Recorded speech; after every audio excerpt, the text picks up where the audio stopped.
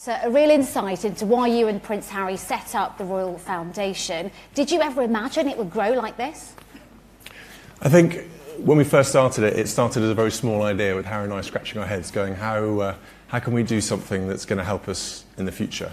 How are we going to build something that's going to provide almost a vehicle to allow us to impact in charitable areas? Because it was quite difficult at the time. Harry and I used to go to a lot of engagements and see these incredible charities doing really great work, but felt that we could give more, and how could we do that? And so the foundation idea sort of bubbled up as a sort of vehicle to be able to do more when we walked away from these engagements. So you both take credit for coming up with the idea? Totally. Are there any particular moments that stand out for you or people you've met along the way?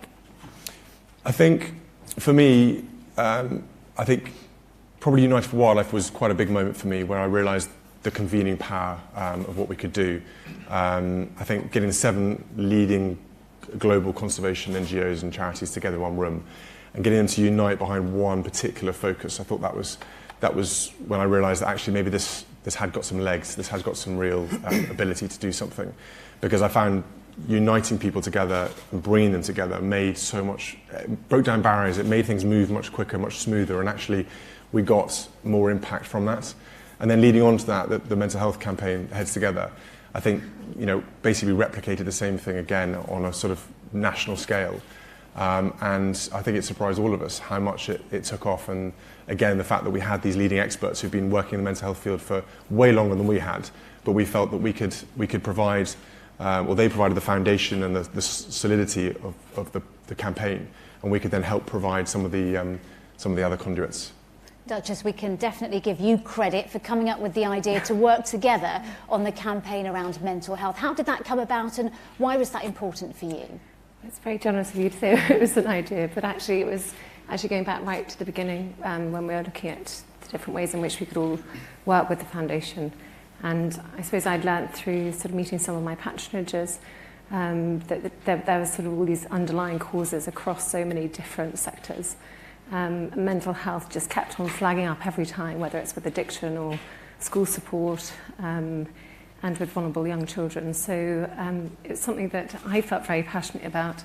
It's obviously such a huge topic. It wasn't as big as I actually thought it was, but it was something that I think all 3 of us at the time felt that we really could make a far bigger impact together on, rather than just one of us acting alone on it. And how much of a difference did it make, the 3 of you, behind that call to action? Well, I've always felt really strongly in sort of putting ideas together. Sort of, we all had very different areas that we were working with. Sort of Harry doing a lot with knife crime, William with a lot with homelessness, and for me with sort of addiction and things. And I just think being able to sort of come together to find some sort of common ground, and be able to sort of draw ideas together and find a way forward, I think was really, really exciting. Megan, you are new to the foundation, but you have lots of experience working with charities, especially grassroots organisations. It would be interesting to find out, first of all, your impressions of the Royal Foundation so far and what you're hoping to do. Don't be too critical. Yeah, no, of course. Well, obviously it's incredibly exciting, and yes, I think for me it's been a very long time working on cause-driven work, specifically with women and girls' rights, but to see the model of the foundation is really interesting, because while I've worked with larger NGOs, I've also worked with really small grassroots organizations where you can see a higher level of impact, in my opinion, because there's a lot less red tape. What you're seeing here, and what I noticed with Heads Together from a global perspective, because I wasn't here obviously when it was happening, was the power of convening all of these smaller organizations who have the same issue but need that extra push and support. Under this umbrella, you're able to achieve that, and the impact they all made with Heads Together was tremendous. So I'm very excited to be able to work on initiatives similarly and that can have that same sort of impact globally. And it's great that you are now able to work together. That's exciting, on things that you are passionate about. How do you think, Prince Harry, you can make the most impact through your work with the foundation going forward? I think, as William's touched on, as we've mentioned in the past, it's all about changing mindsets. I think the biggest successes that the Royal Foundation has had to date is all based around changing mindsets, whether it's the perception of wounded, injured and sick servicemen and women across the globe. The Invictus Games. Invictus Games, well, part of the Invictus Games, and Endeavour Fund as well, but also with Heads Together. You know, Heads Together is an amazing convening power, but also the perception of mental health now across this country and also in other countries has changed without a doubt. And I think the timing was absolutely perfect on that. But again, it's all about tackling the cause and not the symptom. And I think in today's society it's very easy to get sucked into trying to sort out the symptom. We, the four of us and everybody at the Royal Foundation and all of our supporters, hopefully, believe that actually in order to have long-lasting change, to have a long-lasting impact, you have to somewhat ignore the symptom or go to the symptom, talk, listen to them, and then wind it all the way back to find out the cause, because otherwise you're just putting a Band-Aid on the problem. And you know, in some instances, I think some organisations, that's all they can do, but we realise that with this very unique opportunity and this unique platform, that we have to be tackling the cause of the problem. And I think youth violence within the UK at the moment is a classic example where, you know, back end of last year, knife crime skyrocketed. And I spoke to some of the people at Royal Foundation and said, right, knife crime, let's look into it. But in reality, knife crime is a symptom of a cause. So therefore, go and speak to the young people, which is what we're doing, speak to those communities, and actually listen to what they think the problems are. And then rewind it all the way back and go, right, what is the root cause of all of these different issues? Then effectively you're saving money as well, because you're saying, right, we're investing all of our time, all of our effort into this problem, and we're going to, by fixing that, we're going to fix. So you're not coming in telling them what to do, no. You are helping them to come up, facilitating them coming up with the solutions. Exactly what William said in his speech. You know, we're the Royal Foundation. I'm not saying that other foundations don't listen, but we pride ourselves on going into a situation, convening people and listening, and hoping that all of those partners and all of those people agree that the problems are the same thing. So far, your work has covered a wide range of issues, supporting the armed forces, conservation, young people, mental health. What do you want to focus on next? I think we've looked at ways of collaborating again. I think it'd be wonderful if we could do another project or another campaign, you know, similar impact Heads Together, or you know, as a unit, as a family. But I think we've got to be careful how and when we target those moments. You've got to use them carefully and you've got to plan for them. They take a lot of preparation to do. I think each of us have got our own ideas and work streams that we'd like to build upon. For me personally, I think following on from Heads Together, tackling male mental health. There's still a huge stigma and taboo around male mental health. Suicide, for instance, among young men is still one of the biggest killers in the country.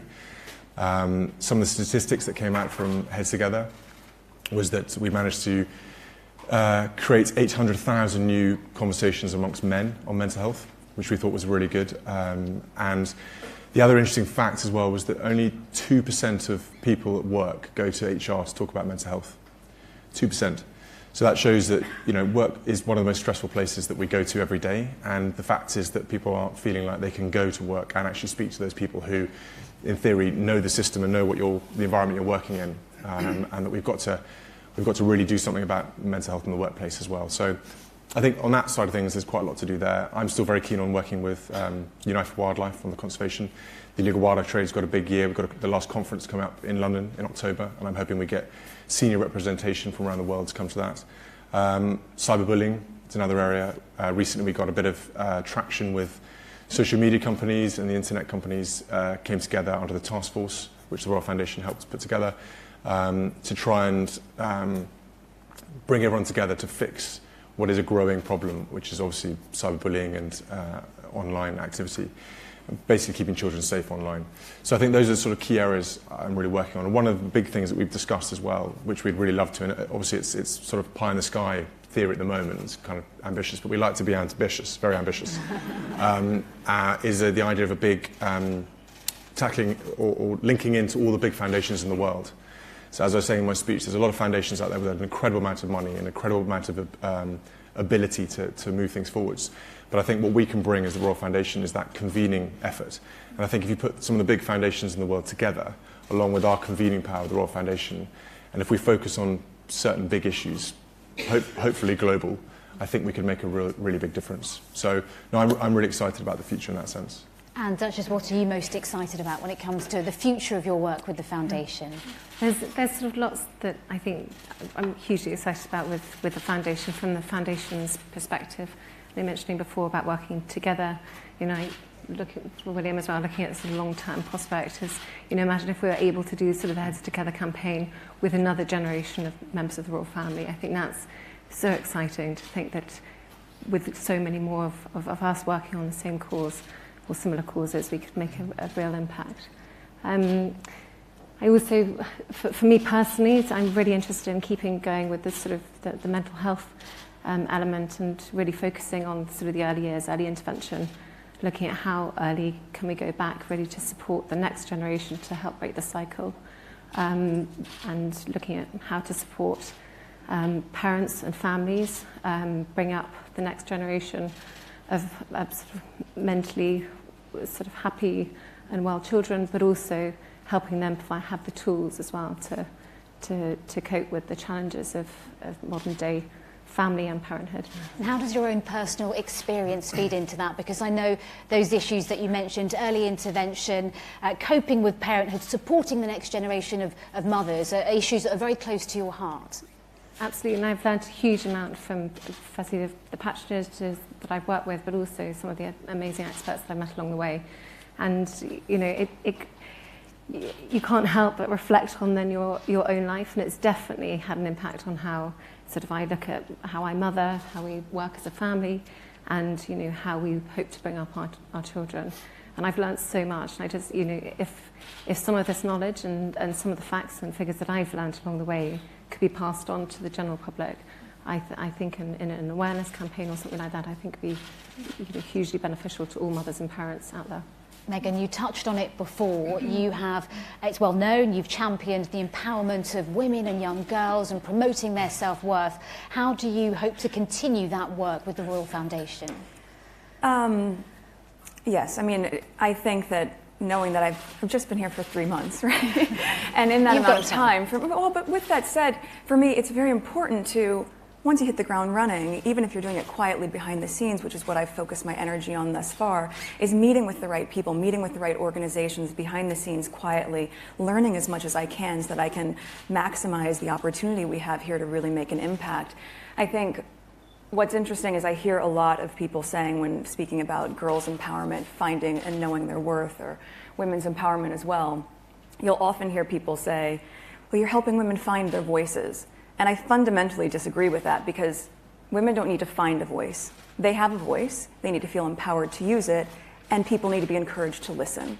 And I think right now in the climate that we're seeing with so many campaigns, I mean, with Me Too and Time's Up, there is no better time than to really continue to shine a light on women feeling empowered and people really helping to support them, men included in that. I mean, it makes such a tremendous difference. So, yeah, just I guess we wait a couple months and then we can hit the ground running. But up until then, I'm pretty excited. But like you said, I mean, you've been here for 3... Yeah, wedding first. Get that done. We but can multitask. Having said that, you have been quietly, like you say, behind the scenes, let's just say laying the foundations for your future work. Can you tell us a bit more about that? Sadly, I can't. But I will say, you know, if we know how, and I certainly know how passionate I am, and Harry and I see the world so similarly in our approach of being very hands-on with things, what I can say is that I have been fortunate enough to meet with some incredible women and organizations in general in the UK that are doing work here, but then also knowing that some of the work that I've done in the past has been in Commonwealth countries like Rwanda, India. So this reach, I think, can have some really nice legs to it once we can start. But after May. Yes, exactly. To be continued. Okay. Look forward to picking up on that conversation later. Thank you. Prince Harry, what are the biggest challenges as you see them going forward? What do you want to focus on? I think, where do we even start with that? I think, as we've discussed, Heads Together, there's so much more to do.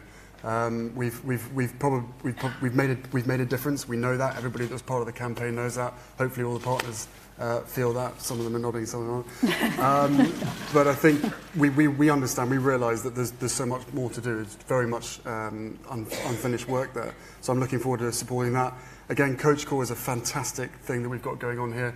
Something like 75 or 80% of young people in this country, and I mean young people like this high, sort of 6, 7 years old, have a bad experience with their first coach, with their first sporting endeavour as such. And that has a massive impact for them, moving forward. So Coach Core and the expansion of Coach Core is very important. A couple of things that I'm really passionate about and working on is sustainable tourism, so I'm looking into that at the moment. There's a huge number of players and different issues that need to be discussed, but I think in a typical Royal Foundation way, we might have the ability to be able to convene and bring people together, because at the end of the day, these ecosystems that are out there need to be protected. They need to be seen as an asset, and if they are treated as an asset, then the local communities will benefit from them. And tourism companies will be incentivized to look after them for the longer term. And then also, as I've touched on briefly, youth violence in this country. Again, it's a growing problem, no matter where you are in the UK. Obviously, a lot of stuff in the news with knife crime in London, but just to bang on again that whole symptom and cause bit, I think we really have an opportunity here to tackle the root causes of some of these massive issues. So, as I said, we're pretty tied up with planning a wedding at the moment, but we're really looking forward to working as a pair and as a four going forward, and hoping to make as much of a difference where we can. So there's a hell of a lot of work to do. Well, we're looking forward to both the wedding and the work you are planning to do. Just reflecting on last year, it sounds like you're planning Heads Together Part 2, if you like, but reflecting on the success of last year, I mean, I know we keep saying it, but it really did change the national conversation around mental health. You had the world's first mental health marathon, a hugely impactful social media campaign. Did you expect it to be that successful? No. As an answer. It was organised on the back of a fag packet. Well, yeah. Good to know. It was. I think, as alluded to earlier, Catherine was the one who joined the dots together for all of us. She was the one who came up with the idea and the concept, as it were, because Harry and I had never thought about doing a campaign as such before. And when you tackle mental health, it was very difficult to know where to start. It's such a big issue, and it's so entrenched in society, in a negative way, sadly, that we weren't quite sure how we would do it and how long it would take. So after a number of conversations, doing a campaign was seen as the quickest and most effective way to make a difference and make an impact relatively early. And we went through the whole cycle of how do you start with mental health? Do you still call it mental health? And all the leading charities, again, the experts helped us try and be more coherent in what our campaign was going to be. And it was a unanimous voice, really, that tackling the taboo, tackling the stigma could be the biggest thing that we could do that would help them with their work and allow their particular individual charities to rise out of the stigma. And I think we were surprised by how quickly that went. But also having that focus of the marathon, we can't thank the marathon enough for accepting the mental health marathon last year. It was fantastic. It gave us a focus point. It gave us something to drive the campaign towards.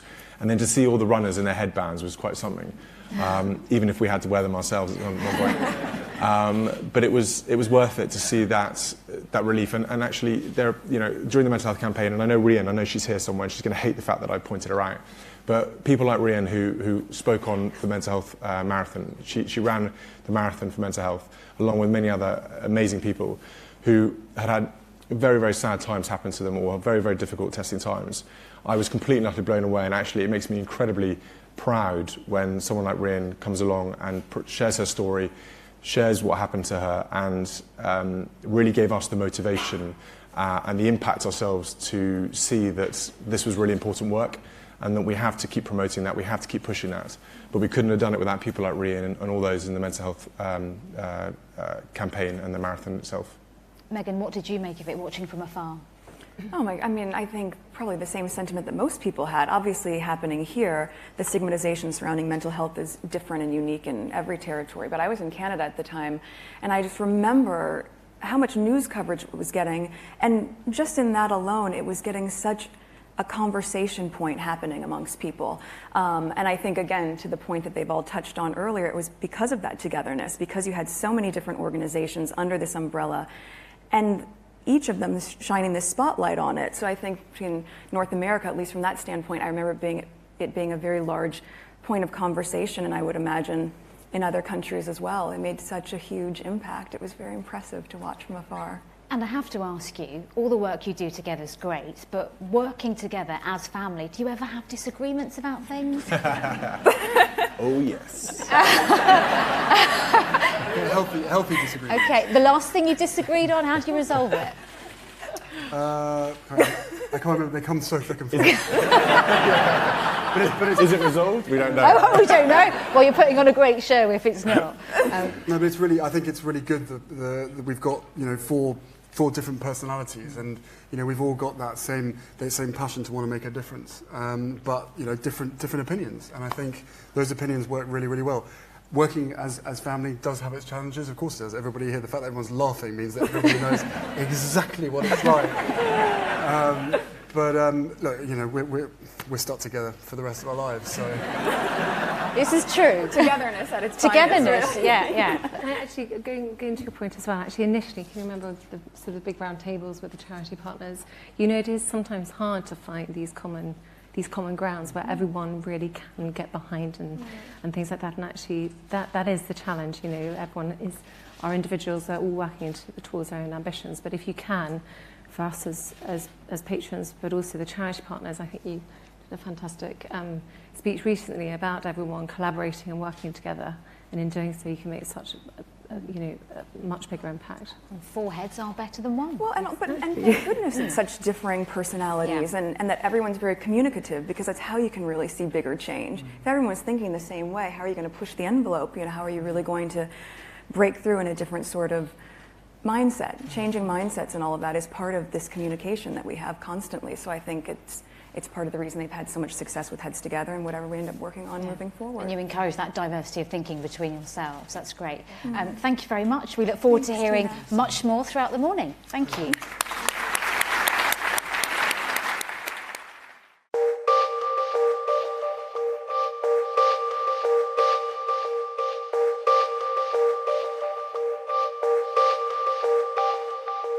Thank you.